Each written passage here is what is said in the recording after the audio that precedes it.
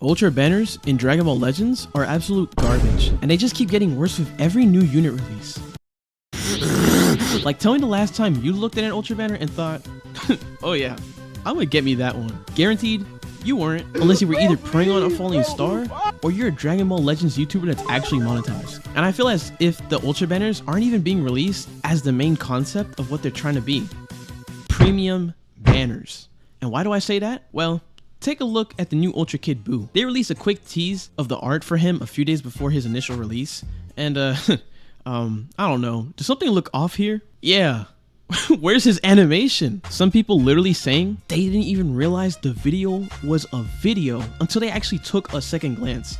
And I just think that's wild. Like, this man is practically lifeless. And so obviously a few people were upset about this, including me, because he's barely moving. And that literally makes no sense, because not only are there so many different fan Ultra animations of all their characters, you know, that haven't been released yet, like Super Saiyan Blue Vegito and Super Saiyan 3 Goku and stuff like that. These Ultra units, they're not even real. Straight up really nice fleshed out art animations. They're not completely the exact look of it, but they look very close to it. If not, they probably even look better, and they're really clean. It just makes no sense for him to be moving so lifeless. Like, if you actually watch the show, you remember this man was basically Black Force energy incarnate.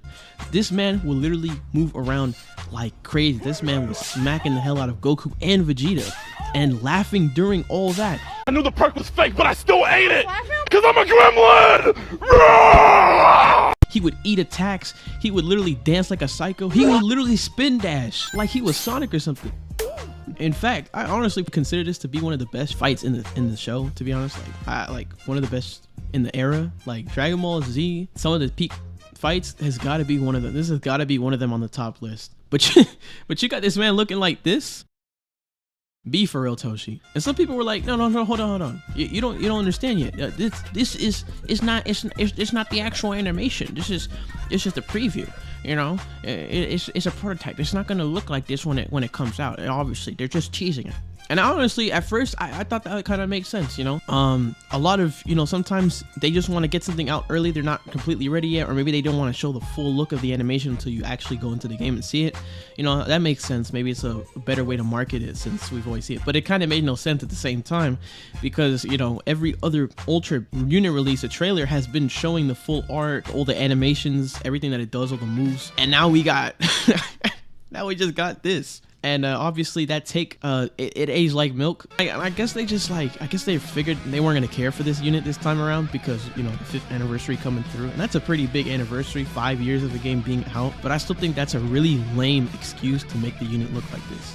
Now, I admit the ink brush art is actually pretty cool. Like, these are some wallpaper worthy art, and it's actually really cool.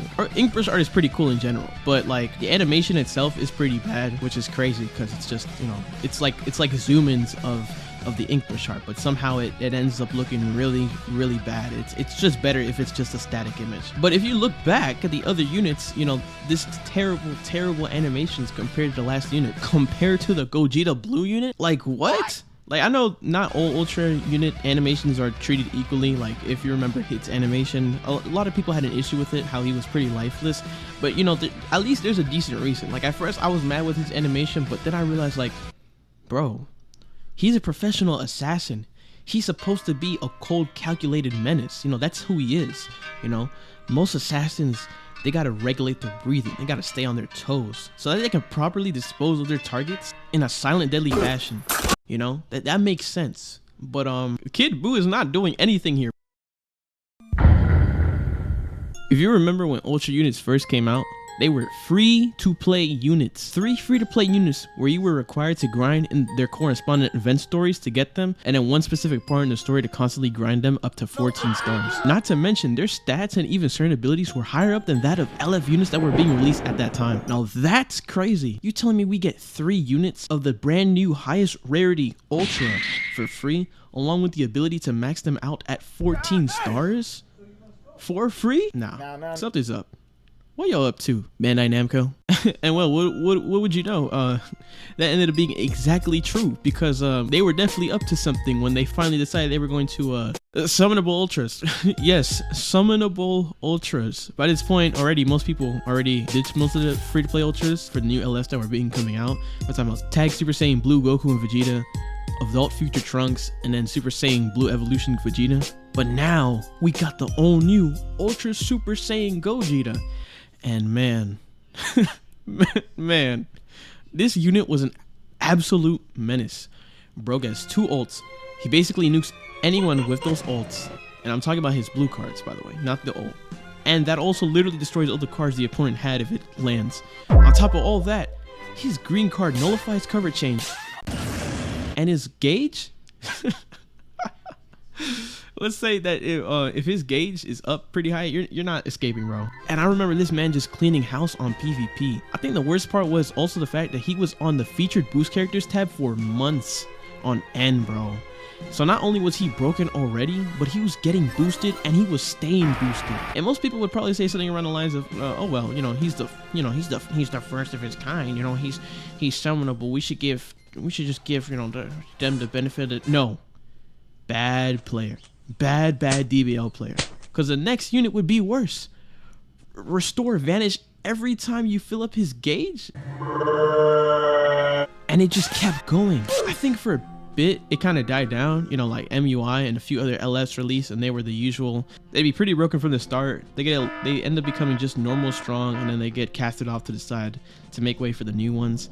And that's what it was like for several months during the 2022 year until like December, because ULTRA Gogeta Blue release. Because, you know, like all the ultras, they weren't that much of an issue. Like me personally, they were pretty easy to go against around this time, but you know, they had their own drawbacks, and I think they were kind of fair in their own way. Like they had some pretty broken abilities, you know. You just gotta have the skill, you know. At the point, it's pretty easy. But when ULTRA Gogeta Blue came out, the word fair did not exist.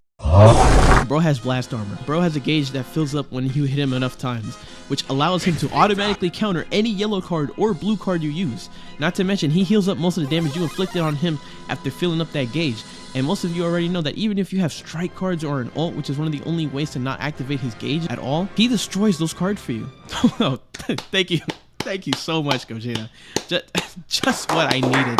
Worst part is that when he counters you, you get sent flying, and that allows him to easily combo you. And it just goes on forever. Like, bro, are we just playing one-sided? Am I just a freaking CPU now? These 3 words are the absolute bane of my existence whenever I play PvP. And still to this day, he's still pretty much a win condition. You could genuinely be skilled at the game and still get washed by this dude. But Ultra banners, they're still okay, right? Right? Why do I just see some people in the community accept ultras? I'm talking about mostly YouTubers, by the way. Like, I don't know. I feel like as though people just say like, oh, don't summon on the banners. You know, it's not worth it. But, you know, guys, I don't advise you to summon on the ultra banners. You know, never summon. But like, we all know that doesn't really change anything. People are still gonna summon. Why? Because ultra units are freaking cool. Not only are they cool looking, but their stats, their abilities, their passive, all that good stuff is literally any DBL player's like wish and need. And because of that, people are still doomed to summon anyway. And then they complain that they spent like 10,000 plus chronos and still got nothing while summoning on these banners. They could do several rotations and still not even get not one copy of an ultra.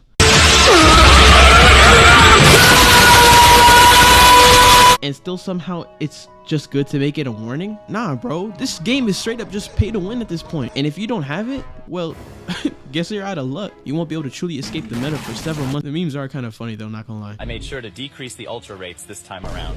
But again, this pay to win stuff, gotta spend the money.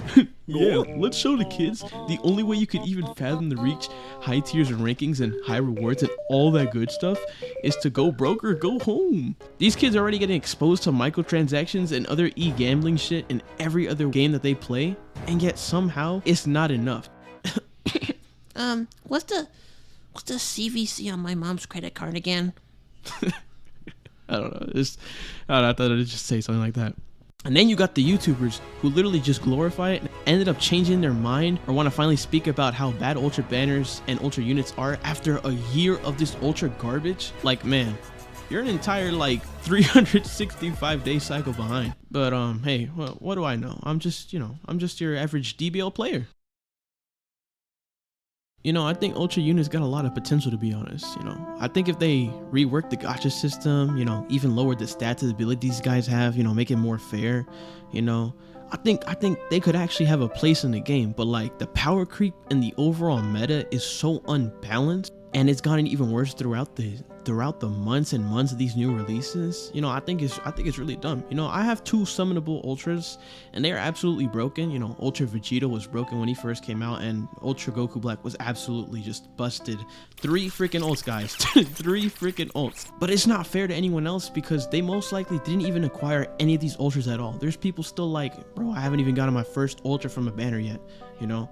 And I just, you know, it just makes no sense. Just balance the units, man. Make them less predatory in PvP. Don't release them monthly. You know, it's as simple as that. You know, like I don't know why do they do this, man? Why do they do this? Why do you do this, Toshi?